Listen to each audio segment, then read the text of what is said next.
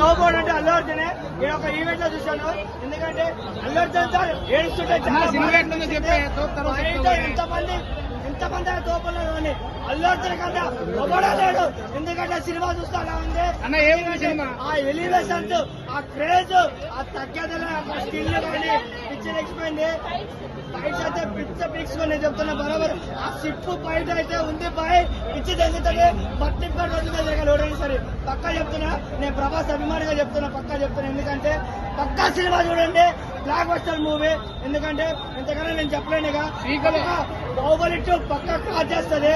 ఎందుకంటే సినిమా కూడా బాగుంటుంది. శ్రీలీల కూడా మంచిగా యాక్ట్ చేసింది. ఎందుకంటే సాంగ్ కూడా బాగానే ఉంటుంది. క్రాస్ చేస్తుంది.